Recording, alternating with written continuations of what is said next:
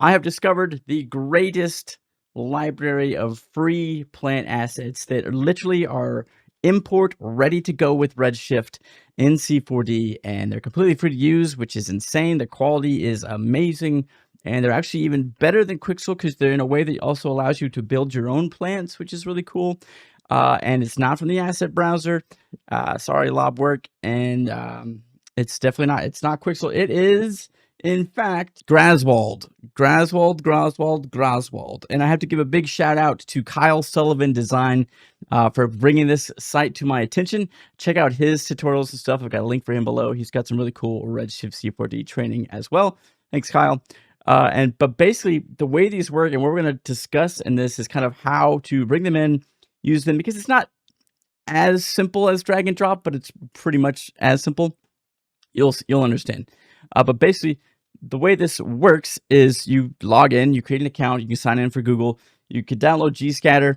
But the way it works is basically it's all for Blender, which of course it is, right? But then we've got Blender, but then there's plugins here. And these plugins, it actually has a C4D plugin, but it also has an Unreal Engine plugin, Maya, 3ds Max, and Blender plugins. And so I have yet to test it in Unreal Engine. I'm excited to, but I will. But the C4D plugin works great. It comes with the download instructions. It's got a user guide, which is like 5 sentences long or something. It's very straightforward. 6, excuse me. Yeah, it's very easy to load in, follow these up, and it just creates a plugin. And yes, it works with Arnold, Corona, Octane, Redshift, and V-Ray. And then when it says it works with them, I mean, it literally just works right out of the box, which is fantastic. Okay, so here's the only catch, the only hiccup with it being for Blender only. And you're like, oh, great, here's the catch. It's not that big of a deal. Basically, you click this little icon up here to get to all the different attributes here or categories. And the main thing is let's say we're going to go here to the forest, right? And it starts off, you have these like collections up top. These are Blender only. The collections do not exist for C4D. But everything that exists in the collection does exist for C4D. So you can click this, and then you can see View Environment Assets. Click that, and you can see we've got branches. This, and you can just like take a snapshot of that or open a new window, and then just scroll down here or search them right here. So this would be like Glittering Wood Moss, or let's do Early Dog Violet. Let's do that one.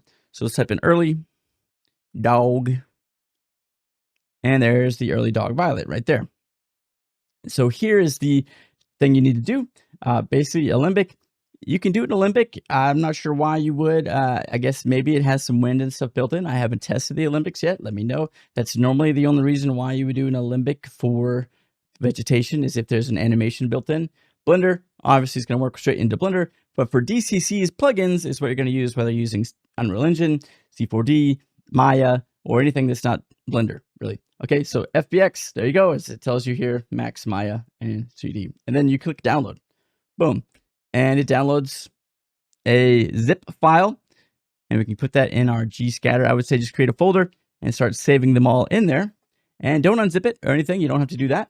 All we do is inside of C4D, and you can see here, we've got one that we've built. And here's the other thing I've figured out is how to create this nice kind of realistic wind effect that's not using the wind deformer, and actually like works with the leaves and the stuff in a much more natural way, and actually allows you to use dynamic forces to do it. So we'll possibly cover that in this tutorial. It might get split into a different tutorial because it is it's pretty cool, man. I'm pretty happy with it. The sad thing is I had this really cool scene built up with all these ferns and this moss and this cool swamp material, and when I went to open it, Cinema 4D gave me an error that I've never seen before.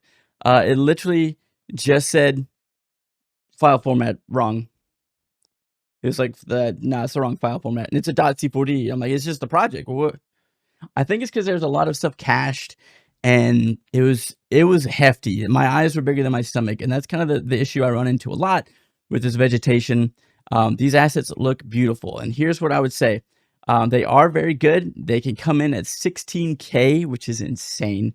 So, and this is kind of the thing between C4D and Unreal Engine for me, is like when I see this, I'm like, yes, I'm going to make a forest. And it's like, whoa, C4D is like, whoa. Okay, I mean, you can try that, but we're not built for that. What we need to do is you can make a set that has some cool stuff in the background or cool shots, and you put your product near it, C4D would be happy to do that. Okay.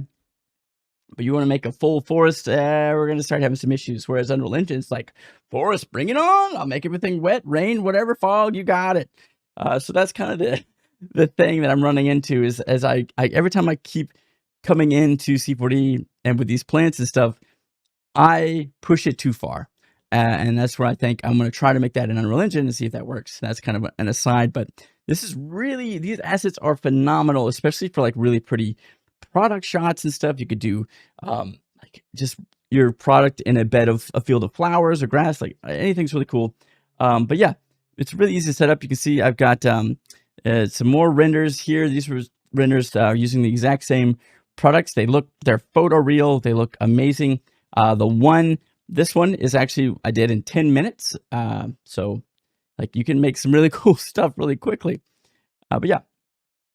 So let's just talk about how to bring this in and stuff. Okay, so let's go ahead and just have a real quick before we dive into how to download it, install it, and actually how incredibly easy it is to use.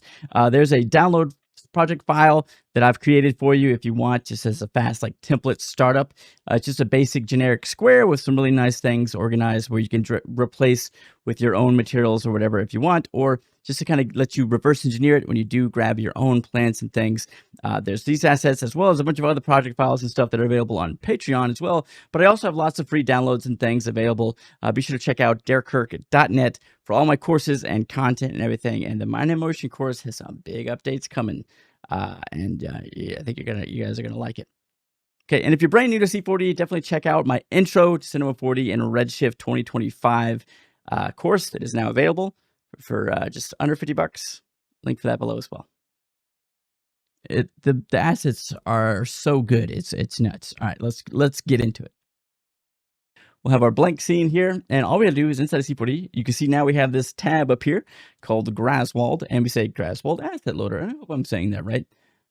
There we go, and you can see you got the DCC Cinema 4D, and the render, we can choose Redshift because that's what we have installed. I haven't installed Octane yet, but I will. And then for the level of detail, there's the option to delete the asset zip after loading the asset. Don't do that because it only wants to load in from the asset. So I would only do that if after you install it, you drag it all into the asset browser, which you totally could do, and then you'd have it forever and you wouldn't even have to use this plugin. But yeah, but don't do that at first. And then for level of detail, 0 is like, basically if you're going to use it as like a focal point of your product shot, you're going to want that. That's going to be a lot of geometry. If it's just going to be kind of like this kind of shot, this is level of detail 2 actually. But we'll do 1, we'll split the difference. And then for 16K is up to you, and your machine, whether it's worth it or not to you. If you're going to do like a tight macro shot of anything, 16K is beautiful. If you're not doing that, like it's just going to be, you want it to look really good. You've got a pretty decent hefty machine. I'm talking about like your GPU and CPU are good or whatever, but 8K might be good. 4K if it's going to be basically anything else. If it's going to be a background plant, 2K. Go down as little as possible. But this is a 4K, but we'll do it 8K for the sake of this, and we'll just click this folder icon, and there's my cookies. But let's go ahead and go to Gscatter, and we'll grab that early dog violet and bring that in. Just hit load asset. Boop, there it is, and you can see it's come in as a billion things called Viola, Rich and with a bunch of gibberish. But then there's one that's called building blocks, and there's a bunch of building blocks. And that's kind of what's cool about this. So they come in, and we've got a couple different assets here. And if we just, render this out real quick, you can take a look at that. Everything is ready to go. It's got one material. We don't have to touch it. It looks great. And that alone is a win in my book right there. Beautiful. Yeah. So, but also besides that, we have all of these individual asset parts together. So we could actually like build our own plants and stuff. This is going to be very helpful for like ferns and things. But if you want to scatter paint and stuff with these, I would recommend taking these and just getting rid of them because they're just going to kind of scatter out, and you're going to be scattering little things like just stems and just leaves floating, and you don't want that, right? So these are these are literally building blocks to build this, which is nuts. So we're gonna grab everything here, this building block, and we're just gonna type in search here and say build, and that should filter that out completely for us. So we're just gonna select all of that and hit delete. Bye bye. So now we have these, which is viola small LODs from 1 through 4 here, and then the old, couple of those, and then big. And so what I want to do is I'm going to grab these that all have the same name, and right click and connect to objects and delete. And then these same name, right click, connect to objects and delete, and then big, same name, collect objects and delete. And that is just so that I can come in here, and now I have like 3 files to deal with, right? And whoops, I've got the big one, I've got the old one, and I've got the small one. And that's it. Like, I don't have all the little pieces. I don't have all of that stuff. And so now if I wanted to scatter these, this would be a really good variety of things to do it. So, you know, that looks pretty good. I say if we were going to scatter these, I wouldn't, if you're going to like paint these, anytime you have one that's like very different than the others, like this old one, you always want to kind of outnumber it a little bit. So if you're using a cloner, you would have like multiple copies of the other ones instead. But let's just go ahead and we'll just grab these 2 and hit Control C, Control V, and just do that like twice. So we got like more of those, and then just have the one old one. And what I want to do with these is with all of these selected, we can just come over here to our scatter pin tool, and we can look at our brush here. Let's pretend this is like our little set that we're going to paint on. We can stop this for a second. I would go a little bigger, and object spacing, we're going to take real small. The count, we're going to take up. And then we also want to go to the position and you can just do that a little bit on the X. And then for the rotation range, we want that to be like really high in the middle on the Y. And then maybe just like 5 or 8 or so on the other 2 options. And then the scale, we could say these probably won't vary in size that much, but we could say like 80 and 120. And now we can just go just like that. And if you need to change it afterwards, you can before you click anything else. Like if this was the wrong attribute, which it was, I never get those right. We just leave those down at 0 there. And this is the correct way to rotate these. And we could say we could rotate these a little more like so. And we could really adjust the variation if we want, but we don't need to. You can still come in with the radius, tweak that after the fact, the object spacing. And then if you want things to make sure they never intersect, they probably won't. That's what's really good about using the scatter pin tool. It's kind of insane. And then, yeah, we can lower the count to that or raise the count, whatever. Change the seed, all you need to do. And there we go. And let's just say, okay, cool. And so now we can render that out. And it should look like a pretty good little field of clovers, just like that. And it renders out fast because it's basically making them instances. So yeah, so we can come in and paint. So if you wanted to make like, let's say we had like a wall or a field and we wanted to make a path real quick, we could just kind of, you know, we say, oh, we'll come up the wall here. Oh, I meant to make that like a more of a walking path there between those 2 points. And this is kind of my edge. So I'm going to come over here to remove, and I'm going to make this radius a little bigger, and I'm just going to kind of erase through that. And now I have a nice path where I could just do that and just draw a nice path of weeds and stuff around the edge. Or if I had like a pavement material and I just wanted to draw these, you know, right in there, like right in the cracks, you totally could. Like, let's say we could just go, and that would obviously need to be scaled down, like the numbers. So you'd want that to be like way less like that. But yeah, you could come in here and just draw, right in the cracks of something if you wanted. So if you wanted to, you know, be kind of like this, let's say it comes out and then goes through the brick a little, maybe there's like a little here, like you just imagine that there's a brick material there, and you can see kind of how easy that would be. And then you're like, I don't like the way that looks, just change the seed of how that is. But you'll need to go back into it. You can edit things afterwards whenever, but it works best if you work in little segments and then start again and then start again, because every stroke you can edit once and then it's tough to go back to edit in previous strokes.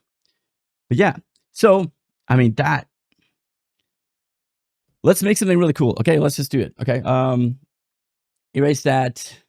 erase that. Let's bring a plane in. Boop. And let's go ahead and change this to like a sky. Type in sky here. We don't even have to worry about using like something from Polyhaven, which I would recommend. We'll do this one. Click and drag, because all the best Maxon the sky maps are, of course, behind the Maxon one paywall. Which I don't know. They're really pushing that, and I don't know, man. I think it's a bad move, Maxon, but that's anyway. All right, and then lastly, we'll got our dome light here, and what I want to do is I want to see it. So I have it set to be off in the 0 here by default. I have a video on that if you want to figure out how to do that. Check that out. But let's just go ahead and just line it up with here, like that's the sun behind us. Cool. We'll take our area lights and kind of match that. We'll just go ahead and our area lights, we always have a target tagged null. The target is going to be right here on our plants. So using the placement tool for that. And then we'll use the placement tool for this just to kind of bring that back and line that up. So it's kind of lined up a little bit with that. And then we can come to our dome light, lower that down to like 0.25 just for the sake of, making sure we line up this lighting just right. And let's bring this down so it's sharp and crank it up. And then we'll come in here and we'll type in Gobo while we're filtering on media. And we'll just grab something like this because it's a cloudy day. We're going to go ahead and grab that. And that's going to, pretend to be clouds. And this needs to be really small. But there we go. We could go like 0.001. Yeah. And maybe 0.002. There we go. So it's not quite as distinct. We could probably swap it out for one that's a little more like this. And I have Gobos you can download, and there's more out there. You'll find some there. Yeah, that's not bad. Cool. And we can always tighten things up, widen things out like so. And yeah, turn that down a little. We don't want to be that bright. Okay, cool. Now let's talk about creating like this nice material. That's a little silly, isn't it? Let's stretch it out wide. There we go. And then we can bring it down. And then let's make it a little blurrier. Yeah, 0.08. That seems kind of, that's better. Let's do 1,000 by 500. There we go. So we have some cloud shadows, but nothing crazy. I like that. Okay, so now we can crank this back up a little bit, make it a little more nice. You can use whatever you want for grounds, get stuff from Polyhaven, whatever. It's very easy just to use Substance. So let's go ahead. If you have a Substance subscription, they have some really nice grasses and stuff, and Substance is just the best when it comes to materials. So let's say I've just got this, oops.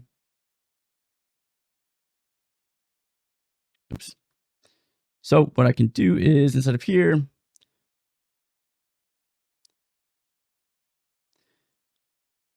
I have a was a grass on cobblestone path. Let's just try that real quick. And literally with Substance, you just drag and drop them in. It's like, okay. And it creates the material for you. Yeah, we'll do the wind in another one because this is going too far. But yeah.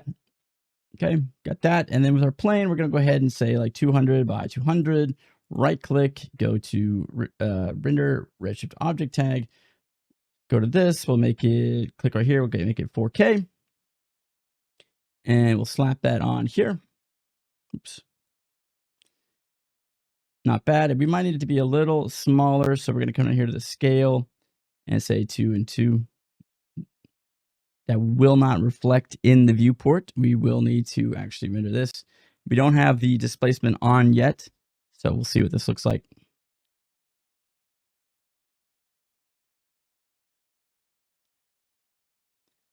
But yeah, there you go. So all we need to do is come in here, geometry, tessellation on, and say 2 and 2 here. I always like to just bump it up a little extra. Cool. And what we can do is come into our texture here, and we can come down here and adjust the height of all of this stuff, the height range, projection, all this stuff. If we want, we can displacement scale, we can just generically increase it across the whole board, like say 5 times. And that's why Substance materials are insane. Wow, so good. We'll say like 3. And if we say, okay, actually I want there to be some different like, you can make it more metallic and stuff if you want, but let's, you can change the height of the bricks, the blocks, everything. Substance is insane. I have Substance Designer. I'm going to learn it because I love it. Yeah, there we go. And so now, obviously we've got that. We can grab our little things here. And again, paint tool and just go like, but here's the thing, right? This mother effing viewport doesn't line up with the way it looks, which is so annoying. Redshift, come on, C4D. So we have to use the IPR here. So let's go ahead and delete that. Load this in. And of course, the IPR here is a little slower and it's kind of annoying to use. But let's speed up our render viewport as fast as we can. Ready? Here's how we do it. Here's a secret trick I will show you. We're going to redshift. We're going to go to the progressive. We're going to say 64. And we're going to go to denoising. And we're going to set it to optics. And then we're going to go into the advanced. We're going to go to the denoising here. And we're going to set it down to 0, which is going to make it really responsive. So now we're going to get very little lag. It's even better when it's not in the viewport. But basically what it's going to do is it's going to tell it to go through the progressive passes first before it kicks on the denoiser, which makes it respond faster. Because when it tries to do the denoiser and render at the same time, it gets less responsive. All right, little secret trick. But yeah, now we can just go brrr. And you have to make the sound effects. You also have to have things selected when you draw things. So we can go here, here, here, bing, bong, boom, boom, bing, bong, boom, boom, bing. There we go. And obviously, I wish you could make it even faster. I hate that we have to use this to do it. It drives me crazy. So Redshift, please fix your freaking viewport to reflect the things that exist. It's awful. That's the thing I like about Blender and Unreal. Like, what you see is what you get. There's not going to be a huge change when you hit render, but in C4D there is, and they've got to fix that. All right, and then scatter tool. Let's go back into here. Let's up the count. Cool. Let's go even slower. Let's do like just 1. Okay, there. All right, and then we can say, okay, go do.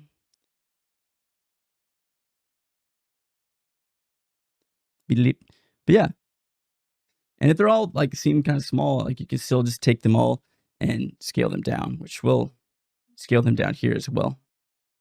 Yeah, there you go.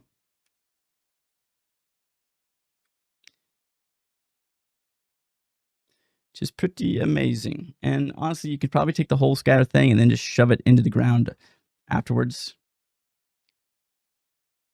But yeah, pretty cool, right? Get out of here.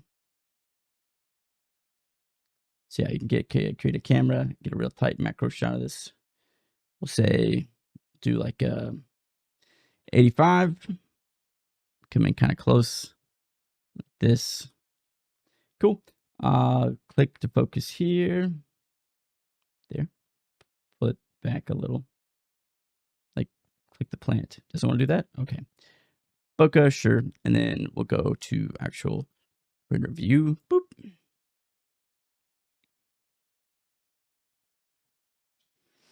And it'll still be janky here because we're doing it the passive one and then the denoiser kicks in, but should be able to tell, if our focal point is right. We can just click to focus here, like that.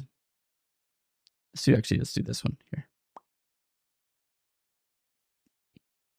Very nice. And obviously render that. And we don't have our render settings optimized, but it's going to do the irradiance point cloud and all that stuff. But yeah, let's see what that looks like real quick. And then I'll tell you a few more things about like ferns and stuff. And but yeah, it should be good.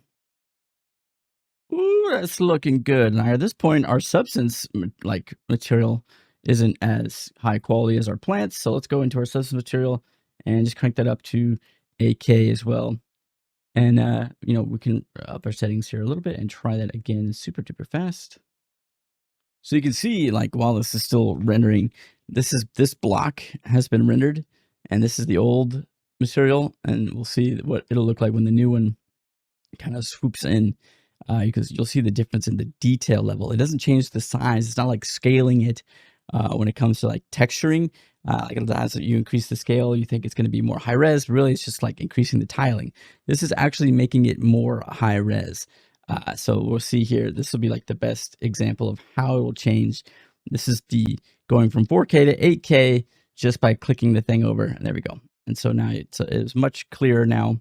And we can even go to 16K on this type of macro shot. But I mean, the whole image is at 720p, so it's not really great for zooming in, and it's all on low. But you get the idea of the difference that it could make, which is amazing. That looks great. Looks amazing. Very, very cool. Easy, right? So let's go ahead and just do another one real quick. Let's just, we'll get out of this. We'll delete that. We'll delete these. Why not? Okay, and instead of the ground here, let's do, instead of the cobblestone, let's do like a different one real quick and just kind of show you. We've got forest, compost soil, lichen on wood, stylized brick. Oh, that's fun. Pirate Island cliff. Small field of grass. Oh, swamp. Ooh, the swamp was good. All right, I had a cool swamp thing. All right, we'll do that later. Weeds on earth. All right, so here's the thing. We can do swamp. And we will need to go down here and scale it probably like 10 and 10. Obviously, it won't reflect there. We can do the quick IPR here. That did look good. That's pretty wild how good that looks so quickly, right? Here's swamp. Looks like that's too many tiles. We'll do 5 and 5. There we go.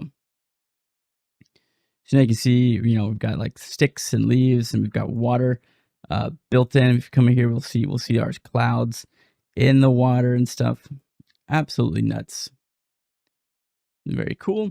But let's do weeds. Weeds on earth, it says, and we'll come out here. And obviously that was not high res. Actually, you know what? Yeah, let's go back to swamp, and we want to make it high res, right? So we'll go 4K just for the sake of that. And we're going to go in here and go back to our render settings. Take this back up to like 128. It's not so stupid. IPR. Now, the thing with substance materials is it does have to process the texture because it's procedural, but that's amazing. Yeah, so here we have our leaves on the ground, sticks, everything looking pretty good. We could probably come in here and jack up the displacement. We can either do it in here or on the actual material itself. We'll say 3. And obviously 3 might be too much. We'll say 2. There we go. And now we have this like really just ridiculously good muddy material with water and everything. And we can add some clovers and stuff in there very quickly and easily. Let's go ahead and grab our Graswald asset loader and load in something else a little bigger this time, like a fern. And we'll do that. Bring in the fern. We'll load assets. We'll do 8K level of detail 1 and load. I think 1 was a pretty good level of detail. Yeah, at this point, you're just watching just to kind of like get ideas of how to do it again. And again, small, all these things together. Take all these, right click, connect to objects and delete. Building blocks. Now this one, the building blocks could be useful because we could come in here and create wind on all these individual things and then build them together and stuff. But yeah, again, up to you on what you're doing for your product. It's cool that we could just create like a gobo with that as well. Big, here we go. Connect objects and delete. So now, if I wanted to, just scatter pin tool, make it bigger this time. Just like that. Up to count some of these, spacing a little lower. Yeah, there. And then camera, change that to like a 30, 35. Beautiful. Optical, boom, boom. Right, of course, let's use it in here. We'll do the IPR.